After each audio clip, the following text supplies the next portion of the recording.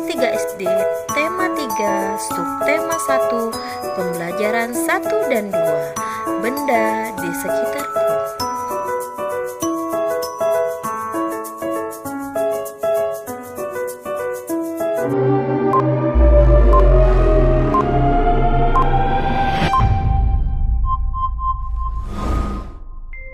Selamat pagi, selamat berjumpa kembali dengan Bapak Rasadianto, guru kelas 3 SD Pusri Palembang. Pada kesempatan kali ini kita akan belajar bersama-sama tema 3 pada buku tematik dengan tema benda yang ada di sekitarku. Pak Guru ulangi, benda yang ada di sekitarku atau benda-benda yang ada di sekitar kita. Timbullah pertanyaan, apakah benda itu? Benda adalah segala sesuatu yang ada di sekitar kita yang mempunyai bentuk atau mempunyai wujud. Nah, untuk mempelajari tentang benda-benda yang ada di sekitar kita, di sekitar rumah, di sekitar sekolah, dan di sekitar lingkungan kita, sebaiknya kita akan belajar bersama teman-teman kita. Nanti kita bisa belajar bersama orang tua, adik, saudara yang lain, atau dalam kelompok, biar kita bisa bekerja kelompok, bisa saling membantu, bisa saling menolong, bisa saling bergotong royong dalam mengelompokkan benda-benda yang kita dapat atau kita lihat atau kita sebutkan. Nah, dalam pelajaran pendidikan moral Pancasila atau pendidikan Pancasila dan kewarganegaraan, kita mengenal adanya sila keempat. Apa bunyinya? Yaitu kerakyatan yang dipimpin oleh hikmat kebijaksanaan dalam permusyawaratan perwakilan. Di sana, dalam kerja kelompok, kita dituntut untuk membagi tugas bersama-sama untuk bisa saling menolong, untuk bisa saling bekerja sama. Pembagian itu sebaiknya dilakukan dengan cara musyawarah. Karena kita tahu bahwa segala sesuatu keputusan bersama yang dihasilkan dari musyawarah itu akan lebih baik. Apa itu keputusan bersama berdasarkan hasil musyawarah? Yaitu mufakat. Jadi, diskusi atau bermusyawarah mencari keputusan bersama atau mendapatkan mufakat untuk kepentingan bersama merupakan pengamalan Pancasila sila keempat yang lambangnya yaitu kepala banteng. Dengan bermusyawarah, dengan bekerja sama, dengan saling tolong-menolong, maka kita bisa mengumpulkan benda-benda di sekitar kita bisa dengan baik. Ya, kita tahu bahwa banyak sekali benda-benda di sekitar kita. Ada benda hidup, ada benda tak hidup. Kalian tentunya tahu, sudah belajar mengenai benda-benda hidup dan benda tak hidup. Sekarang kembali kita akan melihat apa benda-benda yang ada di sekitar kita.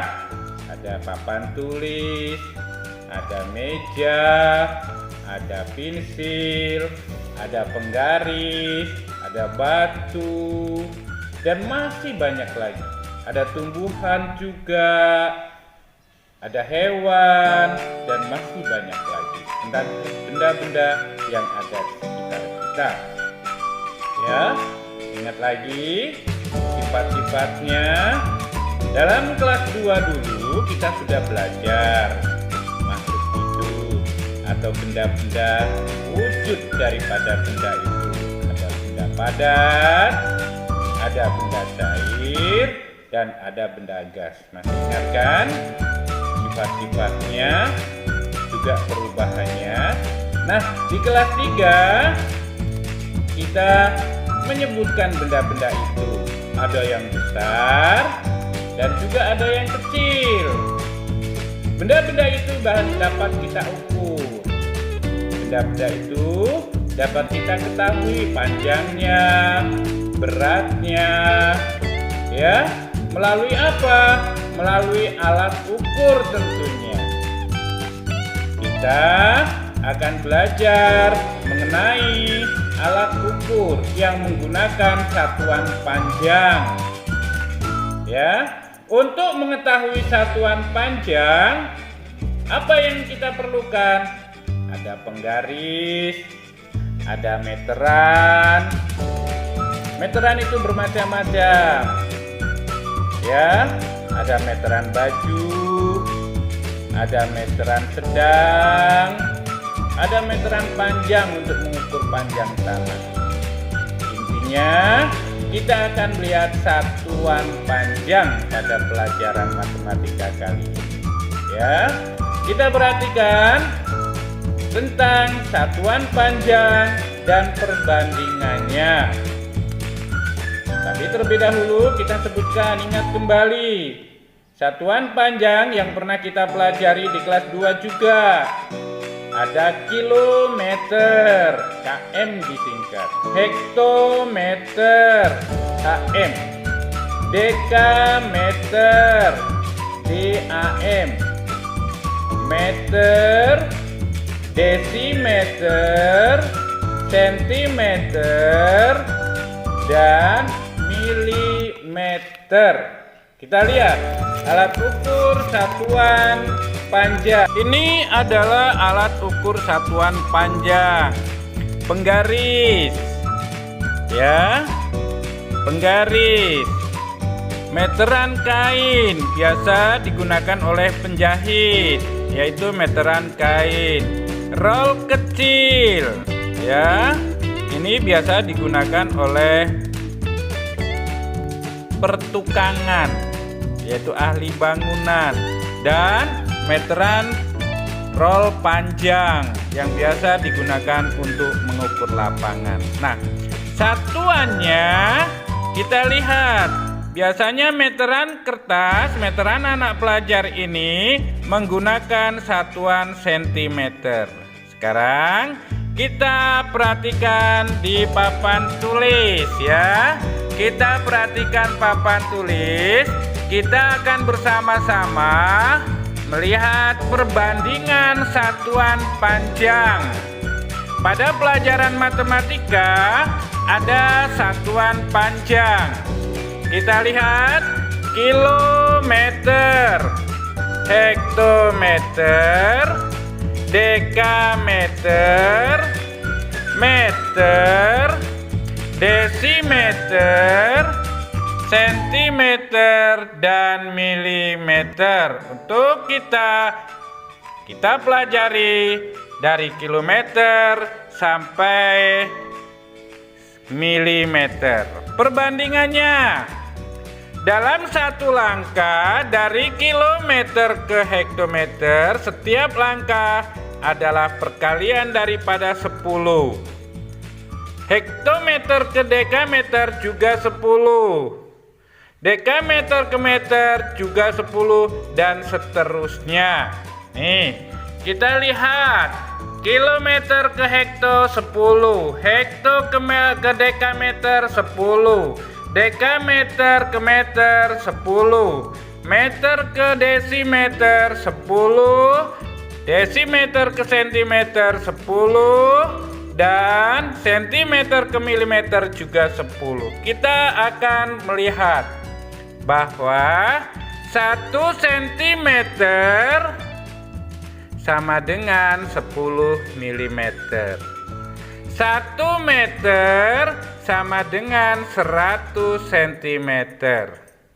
1 kilometer sama dengan 1000 meter. Dalam penghitungannya, kita akan melihat dari kilometer ke meter. Dari kilometer ke meter ada 3 langkah. 1, 2, 3. Ya.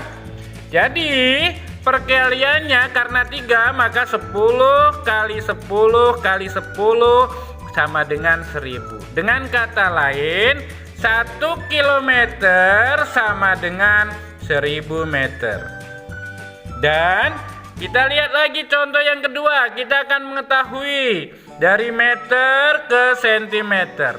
Meter ke sentimeter ada 2 langkah.